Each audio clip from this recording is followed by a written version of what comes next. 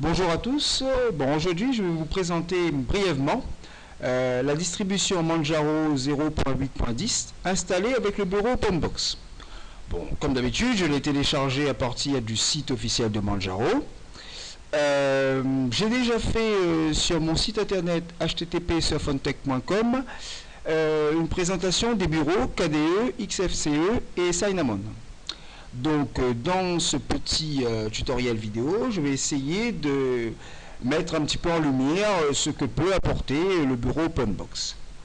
Un petit mot sur la façon dont j'ai installé ce Manjaro. Eh bien, comme mes autres installations, j'ai utilisé VirtualBox. Donc j'ai créé ma machine virtuelle, un disque virtuel, et j'ai téléchargé l'ISO du site officiel de Manjaro, et j'ai donc booté ma machine virtuelle sur ce disque. Et voilà, donc c'est ainsi que j'ai installé ce Manjaro OpenBox. Alors quelques petits mots sur le site surfontech.com. Vous trouverez l'adresse du site dans la description de cette vidéo.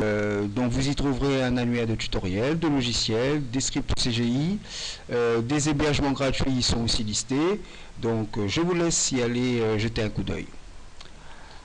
Alors déjà quelques mots sur le fichier ISO d'installation de OpenBox. Première remarque, il est très léger. En effet, il pèse moins de 700 mégas, alors qu'on est à 1 giga pour Cinnamon et 1,5 giga pour KDE. Donc c'est déjà, c'est il est destiné à être un bureau léger, donc cela se voit à la taille de l'ISO. Alors, dès que vous avez installé le Manjaro OpenBox, vous avez l'application Turbulence qui se lance au premier démarrage. Donc c'est une application qui va vous permettre de personnaliser un petit peu le bureau et vous permettre d'installer beaucoup de logiciels, beaucoup de grands classiques. Bon. Dans un premier temps, moi j'ai court-circuité cette application Turbulence et je me suis donc retrouvé avec un OpenBox des plus minimalistes. Alors on va déjà commencer à voir un petit peu si on ne configure rien avec Turbulence. Qu'est-ce qu'on obtient? Alors, bon, déjà une première remarque, moi je trouve que le menu de départ, on l'obtient en faisant un clic droit de la souris, hein, bon, très classiquement, je trouve que les menus sont mal organisés. Bon, déjà, j'ai pas de rubrique internet, vous avez un mélange entre les différentes parties de configuration.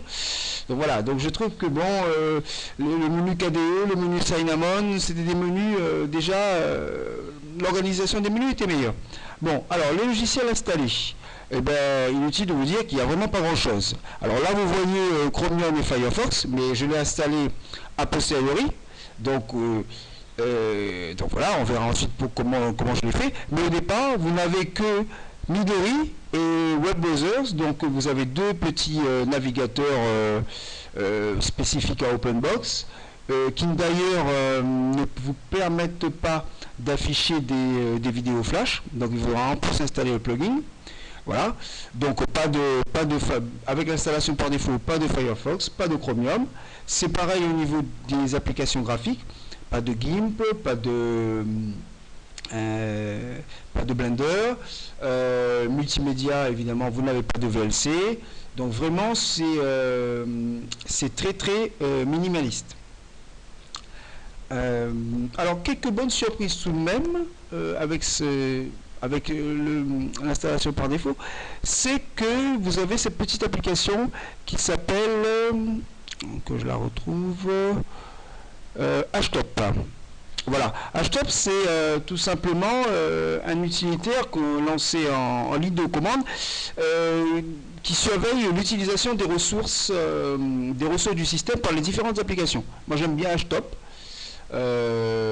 C'est bon, vous voyez là défiler, vous avez le pourcentage d'utilisation du CPU, le pourcentage d'utilisation de la mémoire vive par toutes les différentes applications qui tournent sur le système.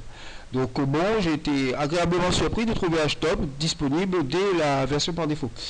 Pareil, vous avez un petit outil pour configurer le firewall. Donc pareil, firewall configuration, on va vous demander évidemment un mot de passe pour rentrer dans l'outil de configuration.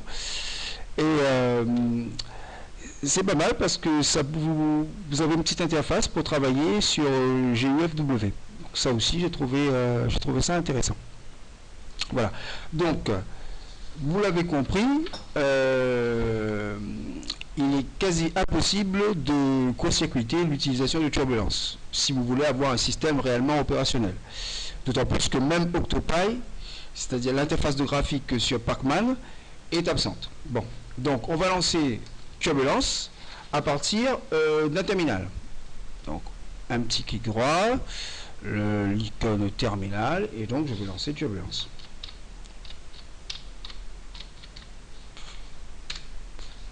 Alors voilà, donc bon, outil classique hein, qu'on retrouve dans d'autres bureaux.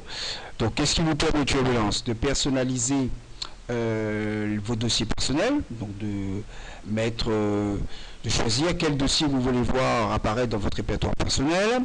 Alors, de positionner le menu Tint. Alors ça, on y reviendra peut-être dans une autre vidéo parce que c'est un menu qui paraît intéressant. Bon, par défaut, il a juste une icône connexion au réseau, contrôle du volume, mais je pense qu'on peut en faire beaucoup plus que cela. Et choisir votre fond d'écran, bien sûr. Et enfin, voilà la partie la plus intéressante, installer les différents logiciels. Donc, un petit clic sur vérifier la connexion Internet. Et voilà, vous avez accès là enfin au grand classique. Donc vous voyez que j'avais déjà installé Chromium, Firefox, Thunderbird. En multimédia, UVLC, SM Player. En graphisme, une bonne surprise, j'ai trouvé Blender, un excellent logiciel de création 3D. GIMP, un logiciel de création 2D qu'on ne présente plus. Accessoires, on retrouve le fameux Octopi. Donc voilà, donc à installer absolument.